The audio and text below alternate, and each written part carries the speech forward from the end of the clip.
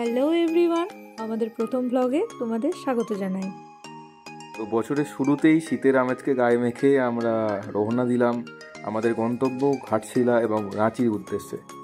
আনন্দ মজা করতে করতে আমরা পৌঁছে গেলাম কোলাঘাট। কোলাঘাটে আমাদের ব্রেকফাস্ট ছাড়ার পালা। ভাই এদিকে বাটার টোস্টের সাথে মজা নিতে ব্যস্ত।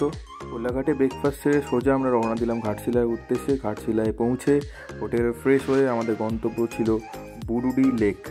বুরুডি লেকে যাওয়ার পথে আমরা এই জায়গাতে দাঁড়িয়ে লাঞ্চ সারি। তারপরে পৌঁছে গেলাম আমরা বুরুডি লেকের সুন্দর অপরূপ দৃশ্যের সামনে।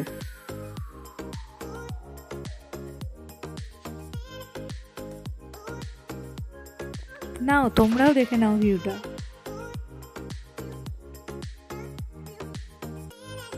প্রাকৃতিক সৌন্দর্যকে উপভোগ করতে করতে আমরা পৌঁছে গেলাম আমাদের পরের গন্তব্য ধারাগিরি ফলসে। তো এখানে একটা ছোট্টখাটো ট্রেকিং আমরা করেছি। ট্রেকিং করতে করতে পৌঁছেছি প্রায় 1 কিলোমিটার ডিস্টেন্স, তারপর ধারাগিরি ফলস। এই দেখুন ওখানকার কচিকাচারা কি সুন্দর খেলাধুলা করছে। আর ফলসের প্রাকৃতিক সৌন্দর্য এটা আপনারা ভিডিওর মাধ্যমে দেখতে পাচ্ছেন কতটা সুন্দর।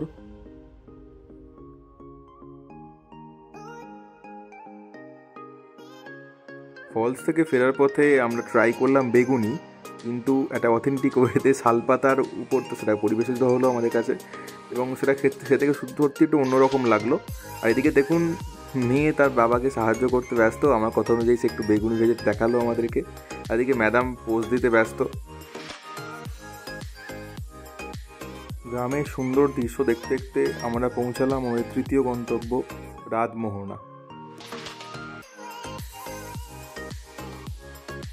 কথিত আছে পূর্ণিমার রাতে এই সুবর্ণরেখা নদীর জল নাকি সোনার মতো চকচক করে, তাই নাকি এর নাম রাতমোহনা। এবার হোটেলে ফেরার পালা। হোটেলে ফ্রেশ হয়ে আমরা বেরিয়ে পড়লাম নিকটস্থ রামকৃষ্ণ মঠে। তো মঠ পরিদর্শন করলাম, সেখানে সন্ধ্যারতি দেখলাম। একটা অদ্ভুত ভালো লাগা, অদ্ভুত অনুভূতি, যা ভাষায় প্রকাশ করার সাধ্য আমার নেই। আজকের মতো এইটুকুই। দেখা হচ্ছে পরের ব্লগে। টাটা।